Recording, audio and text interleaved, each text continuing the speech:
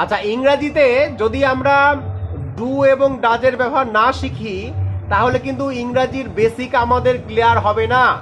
আজকে simple present টেন্সে do আর ডাজ কোথায় বসে আমরা একটু জেনে নিই। আয়ের পরে ডু বসে, আই ডু এর বাংলা মানে হবে আমি করি। ইউ ডু তুমি করো, ঠিক তেমনভাবে দে ডু তারা করে, উই ডু আমরা করি।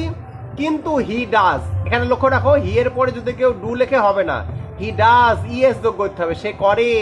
ঠিক সেইভাবে শি ডাজ সে করে, সি এর পরে ডাজ লিখতে হবে।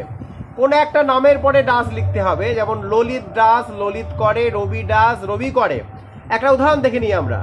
Anita does his homework, Anita তার বাড়ির কাজ করে ডেইলি রোজ। হি ডাজ নাথিং, সে কিচ্ছু করে না। দেখো হি এর পরে ডাজ বসিয়েছি, ডু লিখলেই ভুল। He does nothing all day, সে সারাদিন কিচ্ছু করে না। Plastic does not break easily, plastic সহজে ভাঙে না। তাহলে প্লাস্টিক একটি নাম, তাই ডাজ বসেছে, দেখেছো? ডু বসালেই ভুল। আই নো আমি জানি, হোয়াট টু ডু কি করতে হবে। আই নো আমি জানি, হোয়াট টু ডু কি করতে হবে। Please do that again, again মানে আবার, ওটা আবার করো। আই ডু, দেখেছো? আই ডু মাই পেন্টিং, আমি আমার পেন্টিং করি।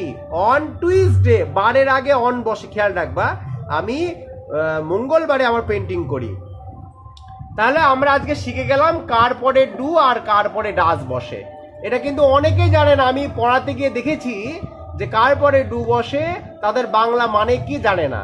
বাংলা মানের মাধ্যমে ইংরেজিটা শিখতে হবে। যেমন আই ডু আমি করি, কিন্তু শি ডাজ সে করে। পার্থক্যটা দেখো, আই এর পরে ডু বসাবে আর শি এর পরে ডাজ বসাবে, ঠিক আছে? তবেই কিন্তু হবে, নাহলে কিন্তু ভুল হয়ে যাবে। এবার এইভাবে তোমরা বাক্য তৈরি করতে পারো। আই ডু মাই হোমওয়ার্ক, আমি আমার হোমওয়ার্ক করি। ইউ ডু ইউর হোমওয়ার্ক, তুমি তোমার হোমওয়ার্ক করো। এইভাবে বানিয়ে বানিয়ে বাক্য তৈরি করবা। তাহলে কার পরে ডু কার পরে ডাজ বসে সেটা আমরা শিখলাম।